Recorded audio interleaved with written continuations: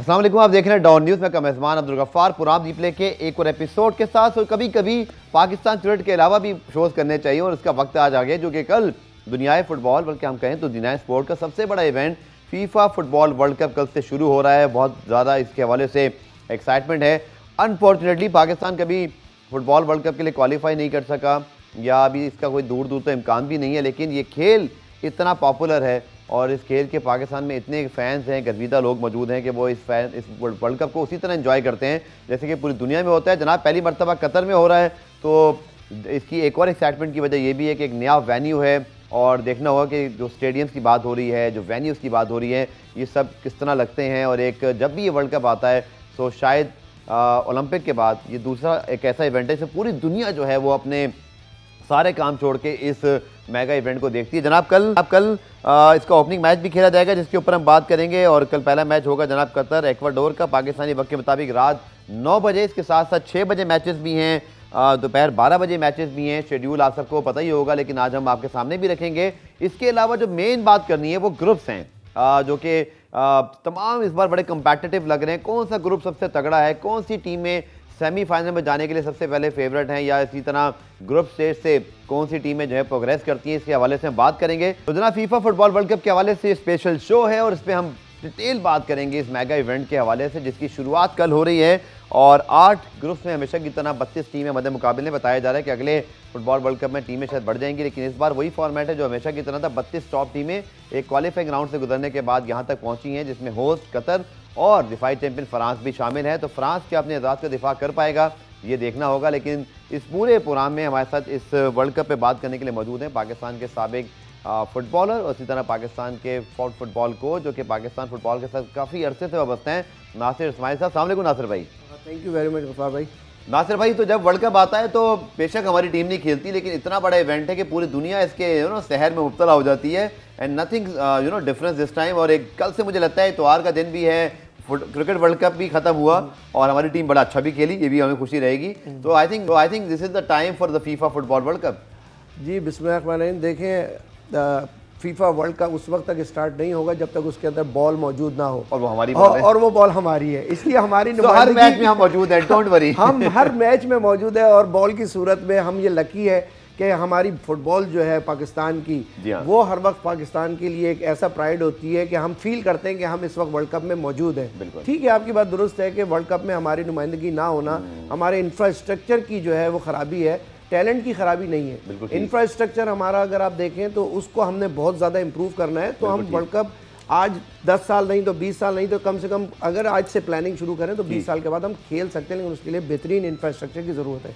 बिल्कुल, आपने ठीक कहा और हम बिल्कुल चाहेंगे। और इतना मतलब फुटबॉल का यहाँ पे क्रेज़ है कि मैं देखता हूँ कि स्पेशली 12 बजे रात के बाद जब लीग के मैचेस होते हैं, पाकिस्तान के ट्विटर पे, फेसबुक पे जो फुटबॉल फैंस हैं वो क्रेजी बहुत जो है ना उस पर बात कर रहे होते हैं, टॉप ट्रेंड्स बने होते हैं। लेकिन चलिए, तो जनाब फुटबॉल वर्ल्ड कप का कल से आगाज़ है। पहला मैच जो होगा वो मेज़बान कतर एक्वाडोर के दरमियान खेला जाएगा। ग्रुप्स की अगर हम बात करते हैं तो नासिर भाई, डेफिनेटली 8 ग्रुप्स मौजूद हैं और हर ही ग्रुप में कम से कम 2 से 3 ऐसी टीमें हैं और कहीं तो चारों जो प्रोसीड कर सकती हैं। अब ये एक ड्रॉ मैच आपके पूरे वर्ल्ड कप को जो है ना वो चेंज कर सकता है। और हम चाहेंगे कि ग्रुप के जो तस्वीर है वो हम अगर टीवी पे दिखा सके, उसके बात करते हैं।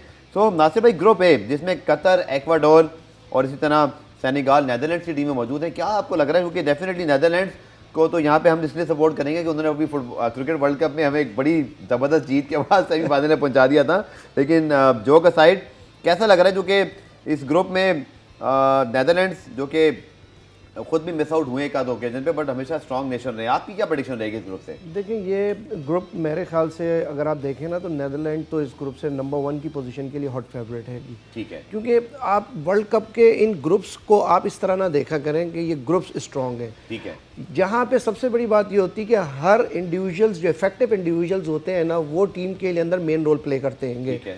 और लेकिन वो जितने भी इफेक्टिव इंडिविजुअल्स हम जिनका नाम लेते हैं, मेसी लेते हैं, नेमार लेते हैं, रोनाल्डो लेते हैं, बेल्जियम के और बहुत सारे ऐसे नाम है कि जिनको आप कहते हैं कि ये अपनी अपनी टीम के बहुत इफेक्टिव है। लेकिन अगर आप वर्ल्ड कप की हिस्ट्री देखेंगे तो वो जितने भी इफेक्टिव इंडिविजुअल्स हैं वो यहाँ पे आके वो परफॉर्मेंस नहीं दे पाते कि जो वो अपनी लीग्स में दे रहे होते हैं।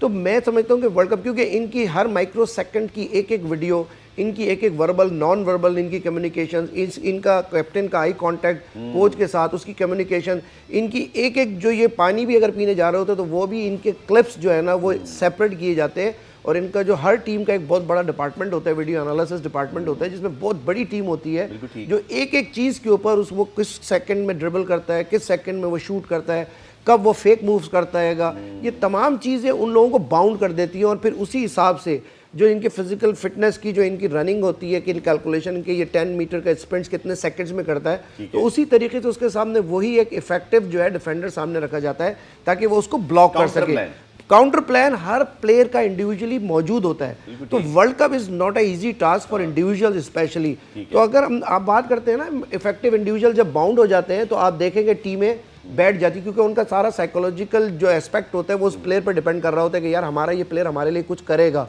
आपने अगर पिछला लास्ट रिजल्ट देखा हो तो ब्राजील के अंदर जो 7 गोल जर्मनी ने किए थे, तो ये कोई सोच नहीं सकता था कि ब्राजील जैसी टीम अपने घर के अंदर 7 गोल खाएगी, जबकि पूरा स्टेडियम आंसुओं से रो रहा था। तो वो जितने भी इफेक्टिव इंडिविजुअल्स थे जो सिलेक्ट किए गए थे वो बिल्कुल जीरो हो गए और जर्मनी ने आउट क्लास किया। जो रिजल्ट पाकिस्तान मिसाल आपने दी उस मैच की, जो कि मैं खुद मुझे याद है बतौर रिपोर्टर मैं मैच में लियारी में कवर कर रहा था और आपको पता है वहाँ कितना क्रेज है, और अचानक से उन्होंने 7 गोल देखे, सो हार्डली मुझे कोई आवाज़ दिखाई दी पूरे लियारी में, क्योंकि वो इतने तगड़े ब्राजील के फैन हैं। सर मैसी, रोनाल्डो जो कि ग्रेट्स ऑफ द गेम है लीग्स में, क्या आपको फाइनली लगता है कि एक ने यूरो कप जीता है, एक ने भी रिसेंटली कोपा अमेरिका जीता, तो क्या आपको लगता है कि ये दोनों जो अदीम फुटबॉलर हैं फाइनली शायद उनका, मुझे लगता है नासिर भाई आप भी एग्री करेंगे, ये उनका आखिरी वर्ल्ड कप है? डेफिनेटली। डू यू थिंक कि ग्लोरी पे फिनिश कर सकते हैं? कहा तो जा रहा है ब्राजील, आप बल्कि आपसे भी पूछ लेते हैं आपको फेवरेट कौन लग रहे हैं, पहले तो ये बताएं 4-5, और क्या ये वक्त हो सकता है रोनाल्डो मैसी के लिए? इतने बड़े नाम, इतने बड़े ब्रांड्स, इतने फैंस हैं उनके, लेकिन आपकी बात कि लीग में ज़्यादा इफेक्टिव हैं, ट्रॉफी वर्ल्ड कप भी कोई नहीं है। ये मैं आपको बताऊं, देखिए ना, Messi is one of the best, no doubt. बिल्कुल। उसके अगर आप हिस्ट्री देखें वर्ल्ड कप की तो उसके 44 गेम से टोटल उसके अंदर उसके 28 गोल और 28 असिस्ट है। ठीक है। Best player produced in world cup ever, मतलब उसकी जो परफॉर्मेंस चली आ रही हैगी, तो वो एक ऐसा प्लेयर है मैसी कि पूरी दुनिया को ये पता है कि वो लेफ्ट फुटेड है, लेकिन लेफ्ट फुटेड होने के बावजूद वो अनस्टॉपेबल है। वो असिस्ट भी करता है, गोल भी करता है। जबकि रोनाल्डो का अगर आप देखें तो रोनाल्डो के ऊपर दोनों पे बोथ फुटेड है। वो कब राइट से शूट करता है, कब लेफ्ट से शूट करता है, ये पता नहीं लगता है कि यार ये किस तरीके से। लेकिन मैसी का सबको पता है कि जब राइट पे आएगा तो इतना इफेक्टिव नहीं है जितना कि वो लेफ्ट के ऊपर है। तो इस तरीके से पूरी दुनिया को पता होने के बावजूद भी वो अनस्टॉपेबल है। तो he is one of the आपने बात की ना काउंटर प्लान, अगर दूसरे बना रहे हैं इतने ग्रेट खिलाड़ी हैं तो वो भी अपना एक और काउंटर प्लान रखते होंगे, क्या हम सरप्राइज कैसे कर सकते हैं। लेकिन नासिर भाई, डू यू थिंक इतने बड़े दोनों ग्रेट्स और लोग उनके बड़ी फैन फॉलोइंग डिवाइडेड है, जो पक्के वाले मैसी फैन हैं, जो पक्के वाले रोनाल्डो फैन हैं, उनको लगता है कि इस बार हमारा जो मैसी है वो वर्ल्ड कप जितवा सकता है, रोनाल्डो वाले फैंस एक दफ़ा यूरो कप जितवा चुके हैं। आपको लगता है कि इनकी टीमें भी इतनी तगड़ी, जो अकेले तो खैर कुछ नहीं कर सकते, वो आप वाली बात sir, it's a team game. हाँ बिल्कुल। देखिए, कम्बिनेशन बनाने के लिए फ्रेंडलीज होते हैं, पूरा साल खेलते हैं, उसके बाद फ्रेंडलीज होते हैं। फ्रेंडलीज के अंदर इनके रिजल्ट अभी बहुत अच्छे हैं। अभी लास्ट यूएई को 5-0 से जो है वो अर्जेंटीना ने बीट किया, तो it's a huge margin. UAE की टीम इतनी बुरी नहीं है, एक बहुत अच्छे शेप में है। अर्जेंटीना को इस वक्त आप कह सकते हैं कि अर्जेंटीना इस वक्त हॉट फेवरेट फॉर लास्ट 4। ठीक है, लास्ट 4 के लिए वो हॉट फेवरेट है, जिसके अंदर हम ब्राज़ील को भी कह सकते हैं, जर्मनी को भी कह सकते हैं। गो कि जर्मनी की परफॉर्मेंस अभी लास्ट को इतनी ज़्यादा इफेक्टिव नहीं है, ठीक है, लेकिन यह है कि हम कह सकते हैं उसको। लेकिन जब आपने ग्रुप की बात की ना, तो मैं अपने तौर पे आपको बता दूंगा। देखिए, ग्रुप का जो ए आपका है उसके अंदर Netherland no doubt hot favourite है, उसके अंदर इक्वाडोर और सेनेगल। इनमें से ये देखना होगा कि कौन सी टीम नेदरलैंड के साथ बेस्ट मैच खेलती है, तो that will be the second team. क्योंकि कतर है, डायरेक्टली वर्ल्ड कप खेल रही है, लेकिन उनकी प्रिपरेशन मैंने देखी है अभी फ्रेंडली मैचेस के अंदर को, मुझे इतने ज़्यादा वो इफेक्टिव नज़र नहीं आएंगे, ना उनका वो एग्रेशन नज़र आएगा। वो सिर्फ इस बात पे हैप्पी है कि हम वर्ल्ड कप खेल रहेंगे, तो सिर्फ यही चीज़ उनके लिए काफ़ी नहीं है। अगर आप सेकंड बी ग्रुप बी में चले जाए तो वहाँ पे इंग्लैंड है, ईरान है, यूएसए, वेल्स है।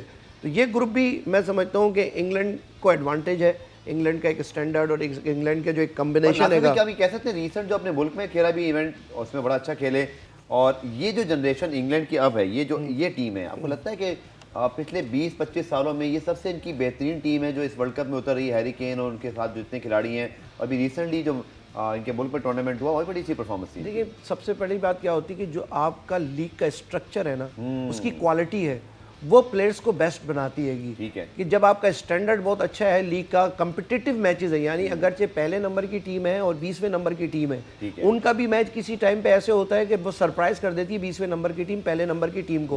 तो इससे स्टैंडर्ड का पता लगता है कि सारा कांटेदार मुकाबले होते हैं, वहाँ पे इंडिविजुअल्स फिर दुनिया भर के प्लेयर खेलते हैं। जब वो दुनिया भर के प्लेयर खेलते हैं तो उनको जब वो इस वर्ल्ड कप में आमने सामने आते हैं तो उनको पता लग जाता है कि यार मैं इसके सामने खेलता रहा हूँ लीग में, इसकी क्या क्या वीकनेसेस हैं, इसकी क्या क्या स्ट्रॉन्ग पॉइंट हैं। तो इंग्लैंड नो डाउट कि इस अपने ग्रुप से हॉट फेवरेट है। अब दी मैच ऑफ द टूर्नामेंट, जिसको हम फुटबॉल के लिहाज से शायद ना देख रहे हो, बट जियो पॉलिटिकल हेडलाइंस और एक राइवलरी, ये हमने ये मैच देखा इससे पहले भी जब ईरान ने अमेरिका को शिकस्त दी थी, और इस बार दोनों टीमें फिर खेल रही। इस बार सर कौन फेवरेट है? मैं इस दफ़ा यूएसए को बेस्ट देख रहा हूँ। ठीक है। लेकिन मैं आपको एनवायरनमेंट की बात करूँ, ये हमारे एनवायरनमेंट में आ रहे हैं खेलने के लिए। यहाँ पे थोड़ा सा क्लाइमेट का, यहाँ पे सॉरी सपोर्ट का, आपको यहाँ पे ईरान को support as compare to USA ज्यादा मिलेगी क्राउड में। कितना फर्क पड़ता होगा कि ये टीमें जो यूरोपियन, इटालियन, जर्मन लीग्स में खेल के बाद या अपने इंटरनेशनल अचानक से कतर में पहली मरतबा खेल रही, वो एनवायरनमेंट, हालांकि स्टेडियम उसी तरह स्टेट ऑफ द आर्ट है, लेकिन फर्क तो पड़ता है ना एनवायरनमेंट का। और ये मौसम बहरहाल इनको सूट करेगा, हल्की प्लेजेंट वेदर तो वहां भी शुरू होगी, गर्मी नहीं है। लेकिन देखे ना जिस कंडीशंस में यूरोप में वर्ल्ड कप होता है, वो कंडीशन और यहाँ की कंडीशन में एक आर्टिफिशियल आपको एनवायरनमेंट देना और एक नेचुरल एनवायरनमेंट, वो बहुत फर्क होता है। और फिर क्राउड का बहुत बड़ा इफेक्ट होता है, ठीक है ना। तो मैं समझता हूँ कि खास तौर पे क्योंकि यूएसए और ईरान का जो मैच है ना, ये सबसे कांटेदार इस हवाले से कि उनका आपस का एक क्लैश भी है, फिर पहले भी हो चुका है, हालांकि अमेरिका दुनिया उस मैच का इंतजार कर रही है। तो मैं समझता हूँ कि ये अगर ये चाहेगी ईरान के हम वर्ल्ड कप में सेकंड राउंड क्वालिफाई करें ना करें, एटलीस्ट हम यूएसए को जरूर जीते या ड्रॉ कर ले, तो वो डू एंड डाई मैच अपने लिए खेलेंगे। चलिए इस पे हम मधुर बात करेंगे, लेकिन जो सबसे पहले पे कलमात थे ना इस प्रोग्राम में, पाकिस्तान की फुटबॉल, वो एक इंटरेस्टिंग टॉपिक, जो कि हमारी टीम जाए ना जाए, लेकिन हमारी फुटबॉल एक ज़माने से कई वर्ल्ड कप से जो है वहाँ मौजूद है, और हमारे लिए एक बड़े फ़ख्र की बात है कि पाकिस्तान में जो हमारे सियालकोट की फुटबॉल इंडस्ट्री है, जो वहाँ पे तमाम जो मैन्युफैक्चरिंग होती है, दुनिया में सबसे बेस्ट डिक्लेयर की जाती है, और इस मरतबा भी हमारी फुटबॉल इस्तेमाल होगी। अब नासिर भाई, ग्रुप बी तक तो हम आ गए थे, ग्रुप सी में यहाँ पर Argentine, Saudi Arabia, Mexico, Poland, बड़ा कंपैटिटिव ग्रुप लग रहा है सर ये। ग्रुप ऑफ डेथ मैं इसको कहूँगा, क्योंकि मैंने जो मैच अर्जेंटीना का देखा है, आउट क्लास किया उन्होंने यूएई को, एक्स्ट्राऑर्डिनरी परफॉर्मेंस थी।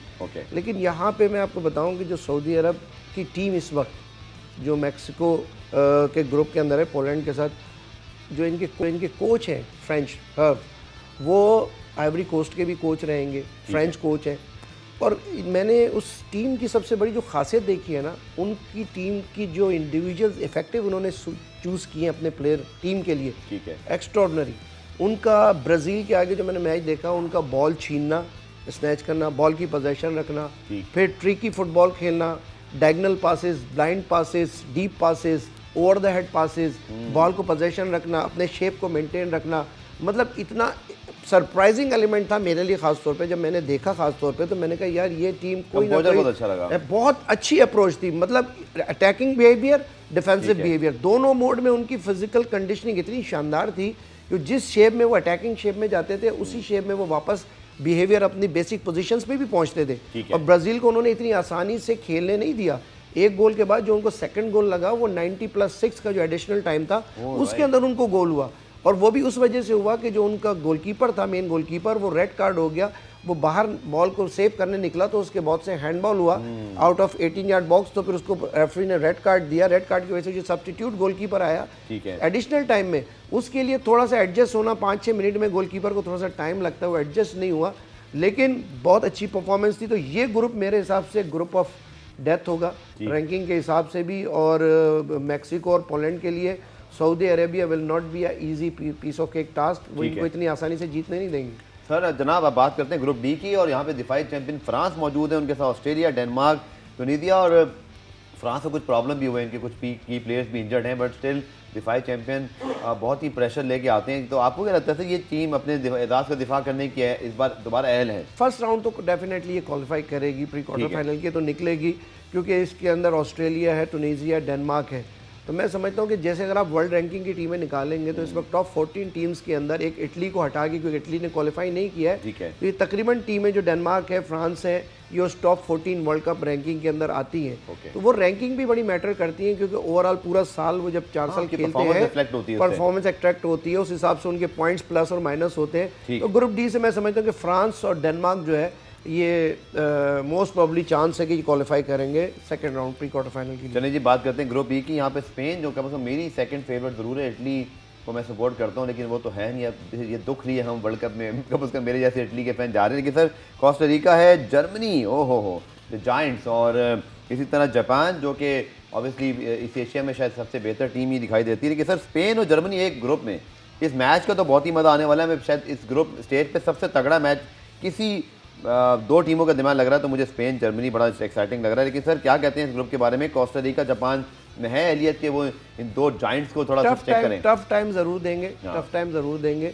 लेकिन ये जो स्पेन और जर्मनी का मैच होगा ना, ये डिसाइड करेगा who will be the group champion. बिल्कुल ठीक, कि जो इन दोनों में से ड्रॉ कर लेगा या जीत लेगा और बाकी दो टीमों को विन या लूज करेगा, तो ये ग्रुप से मैं जो स्पेन की टीम जीती थी वर्ल्ड कप कुछ 10-8 साल पहले, या वही गोल्डन जनरेशन उनकी कहलाती थी। उसने रूल किया, उनका एक मखसूस स्टाइल खेलने का, शॉर्ट पासेस वाला।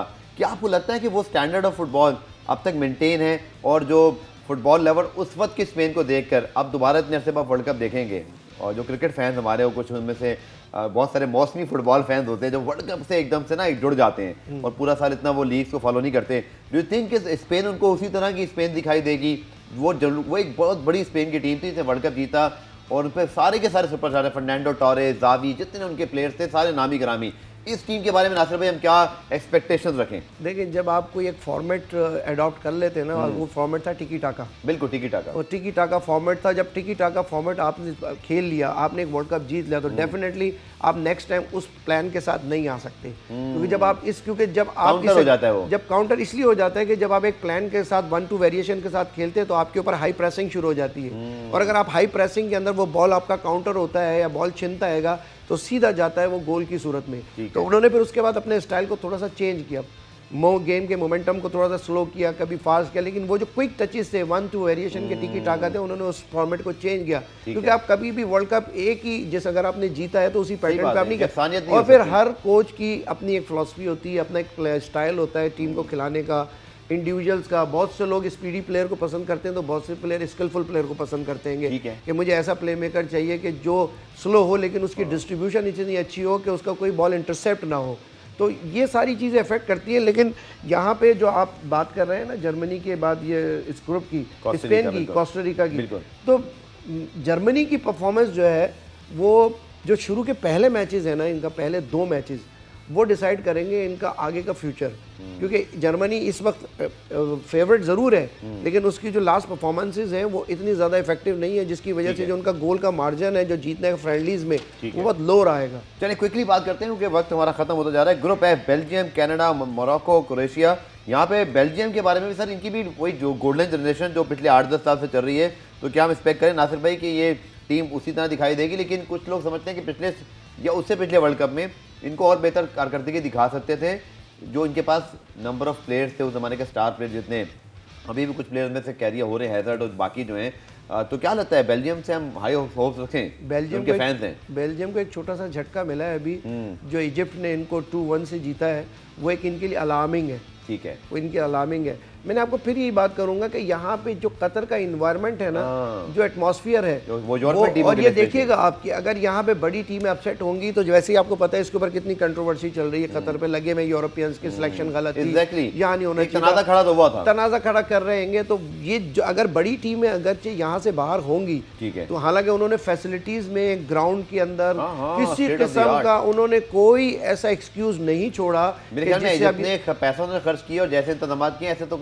कभी हुए ही नहीं। 220 बिलियन, मतलब वर्ल्ड कप की पूरी हिस्ट्री आप उठा लें तो इतना पैसा किसी कंट्री ने वर्ल्ड कप के ऊपर नहीं लगाया। दूसरे स्टेडियम से इंटरलिंक्ड है ट्रांसपोर्ट के जरिए, मतलब आप एक स्टेडियम से दूसरे स्टेडियम एक ही स्टेडियम से जा सकते हैं, कि जाने की जरूरत ही नहीं है। तो इतने इंतजाम और जो सिक्योरिटी के इंतजाम हैं, जो इन्वायरमेंट, खास तौर पे देखें ना, प्लेयर को चाहिए होता है इन्वायरमेंट, फील्ड, इतनी एक्स्ट्राऑर्डिनरी फील्ड्स वहाँ पे बनी हैंगी। फिर ग्राउंड के अंदर आपको जो टेम्परेचर चाहिए वो टेम्परेचर। तो क्या लगता है ग्रुप ऐसे आपको Belgium, Canada, Morocco, Belgium and Croatia? चलें जनाब, बेल्जियम और क्रोएशिया है नासिर भाई की प्रेडिक्शन। ग्रुप अगर हम जी की बात करें तो यहाँ पर हम सब की फेवरेट और शायद और शायद नहीं बल्कि फुटबॉल की तारीख की सबसे बड़ी टीम, 5 मरतबा के चैंपियन, जिनकी वजह से फुटबॉल भी एक पहचान है ये लोग फुटबॉल की। ब्राज़ील और फुटबॉल, ये दोनों नाम एक साथ आते हैं और यहाँ इनके साथ सर्बिया, स्विट्ज़रलैंड और कैमरून भाई, जो कि कुछ अफ्रीकन नेशंस भी हैं जिन्होंने कभी वर्ल्ड कप में सरप्राइजेस किए हुए हैं। ये उनमें से एक है जो पावर गेम और स्केल और एक इनकी प्रेजेंस होती है। बट सर ब्राज़ील बहुत अरसे बाद ऐसे लग रहा है, जो उनके मैंने जो फुटबॉल के पंडित को सुना, वो एक दफ़ा फिर इस ब्राज़ील टीम से बड़ी उम्मीदें लगाए हुए हैं। मुझे वो 7-0 की शिकस्त आज तक नहीं बोलती। और ब्राज़ील भी by the way world champion बने को कुछ अरसा हो गया अच्छा खासा, बाकी टीमें इनसे आगे निकलती गई, लेकिन ओवरऑल 5 जीते हुए हैं। और नेमार की टीम और खुद नेमार, क्या मतलब एक पुरानी ब्राज़ील वही रवायती हमें खेलते हुए दिखाई दे रही होगी।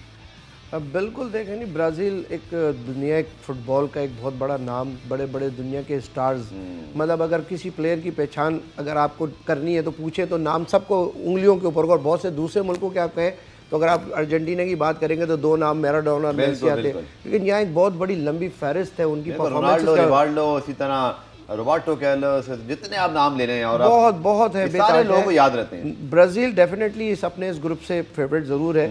और मैं समझता हूँ कि नेमार का भी हो सकता है कि शायद उन्होंने पहले ही प्रेडिक्शन दी है कि हो सकता है वो उनका आखिरी वर्ल्ड कप, उन्होंने भी कुछ इस किस्म की अपने लिए प्रेडिक्शन दी है कि तो उनको इस वक्त जो मैंने मैच देखा था लास्ट सऊदी अरब के आगा, तो मुझे ये लग रहा था कि वो हर चीज़ में खुद ब खुद हर चीज़ों में इन्वॉल्व थे। यानी फ्री किक भी थी, तीनों चीज़, और चारों फ्री किक्स हुई तो उन्होंने किसी और को नहीं लेने दी। इवन के कॉर्नर किक भी हुआ तो 200 गोल जो कॉर्नर पे वो भी उन्होंने लिया। तो मतलब ये है कि वो इफेक्टिव तो अपनी टीम के लिए हैं, डेफिनेटली डिपेंड करते हैं, लेकिन और बहुत से प्लेयर भी उनके ऐसे इफेक्टिव हैं, तो जिससे मैं समझता हूँ कि ब्राज़ील तो इस ग्रुप से निकलेगी। लेकिन बाकी जो 3 टीमें हैं, ये 3 टीमें ईजी नहीं है। ना सर्बिया ईजी है, ना स्विट्ज़रलैंड है, ना कैमरून है।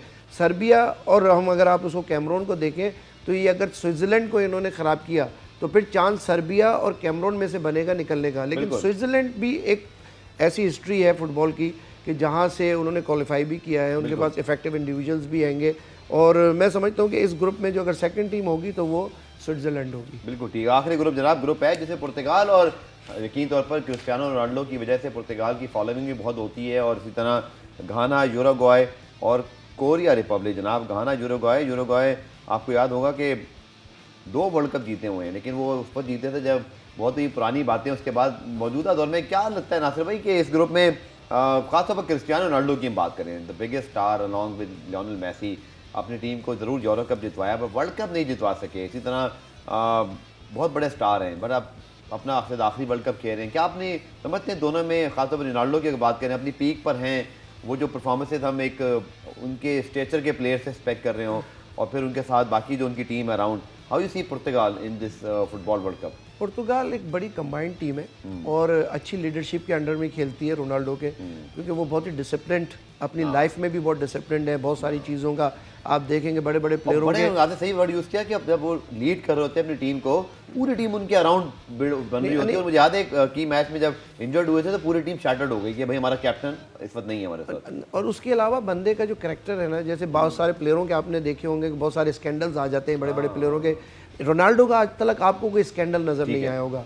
उसके अलावा अपनी लाइफ में भी बड़ी डिसिप्लिन है, उनके अपने खेलने का टाइम, उनके अपने मील का टाइम, अपनी फैमिली का टाइम, उन्होंने अपनी लाइफ को बड़ा बैलेंस, उनकी जो वेलफेयर है। आप ये देखें कि उन्होंने एक जगह पे वो जो बोतलें थी कोका कोला की उठा के रख दी थी साइड में, और उसके ऊपर उनके ऊपर बहुत बड़ा फाइन भी हुआ था।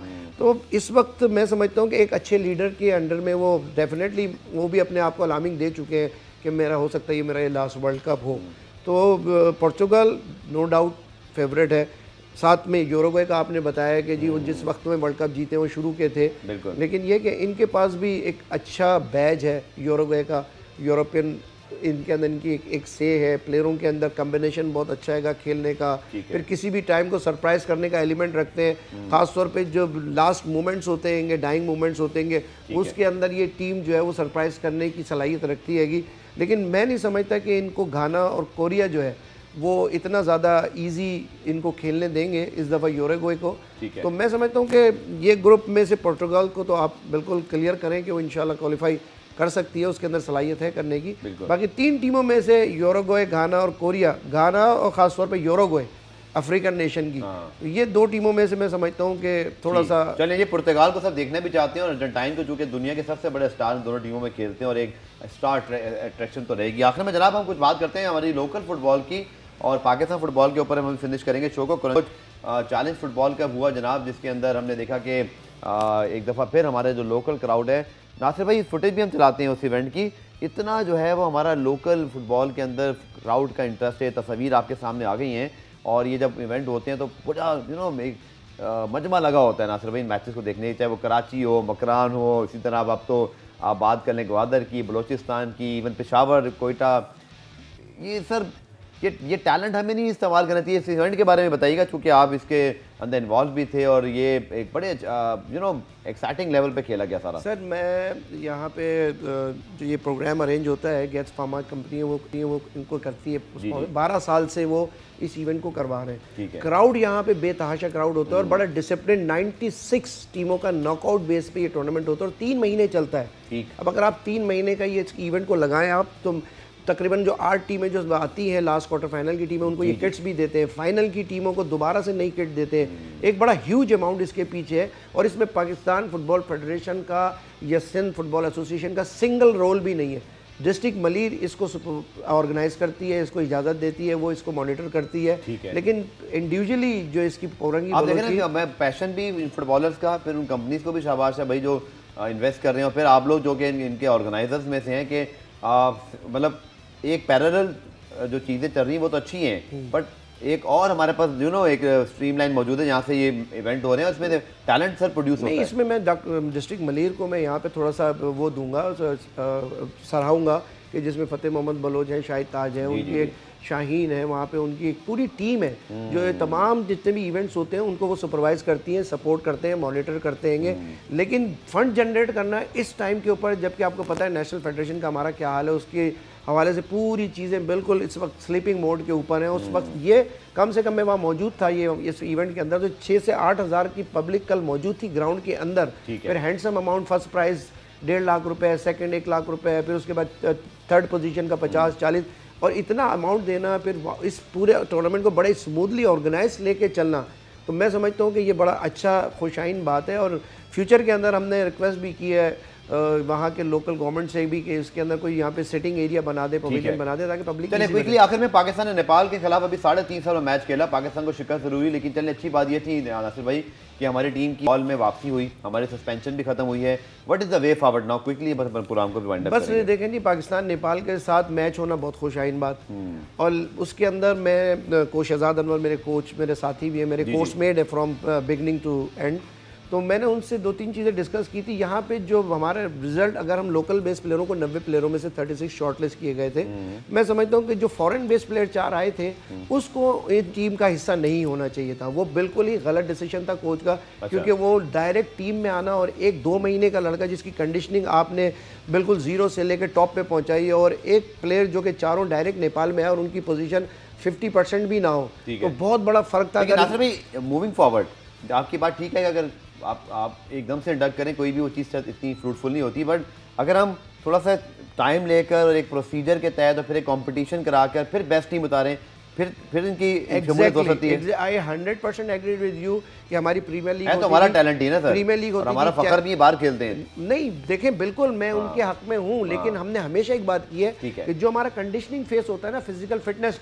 जो एरिया होता है, उस एरिया में अगर वो लोग नहीं आते तो that time they will not. Criteria ये नहीं रहती कि बाहर खेल रहे हैं तो डायरेक्ट यहाँ आप पूरे प्लान का हिस्सा बनिए, सब कंपीट करें और फिर हम एक टीम उतारें। ठीक है, 1 महीना नहीं आ सकते, लेकिन आखिर के 15 डेज 20 डेज जरूर आए, अपने फिटनेस टेस्ट पास करें, हमारे लड़कों को compete करें। नासिर भाई एक और चीज़, रेगुलर फुटबॉल जरूर मिले, क्योंकि हमने इतने अरसे बाद खेलते हुए देखा, लोग खुश थे कि इतनी टीम खेली, लेकिन सिलसिला रुकना नहीं चाहिए। आई होप कि हमारे जो फुटबॉल के मामला हैं वो चलते रहें, आपको सस्पेंशन ना आए, और ये खेल और खिलाड़ी का नुकसान नहीं होना चाहिए। बहुत मैं यहाँ पे एक मैसेज जरूर दूंगा एनसी को कि उन्होंने डोमेस्टिक हमारा जो इवेंट्स और टोटल बंद कर दिए।